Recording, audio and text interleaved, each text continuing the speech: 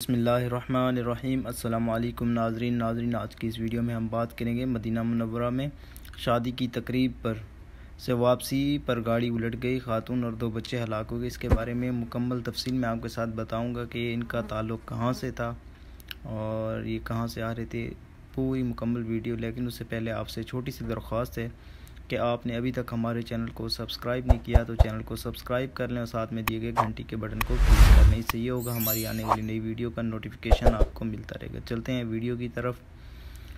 तो दोस्तों, ये सऊदी अरब में मदीना मुनव्वरा और महद ज़हब कमिश्नर के ओर जुड़ने वाला करीज़ा रोड पर ट्रैफिक हादसे में हामला खातून और 2 बच्चे हलाक और कई ज़ख्मी हो गए।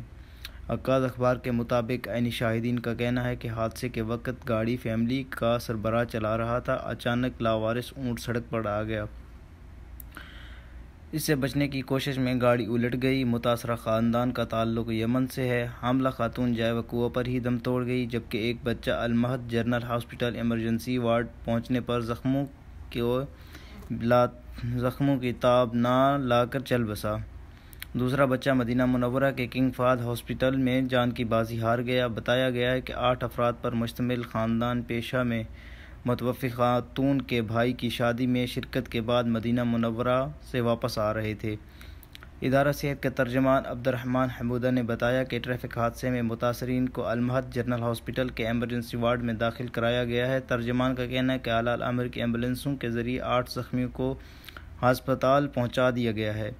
इनमें से 3 की हालत नाजुक थी, जिन्हें मदीना मुनव्वरा के किंग फाहद हॉस्पिटल मुंतकिल कर दिया गया और इदारा सेहत के तर्जमान का कहना है कि दीगर 5 ज़ख्मियों का अल-महद जनरल हॉस्पिटल में इलाज जारी है।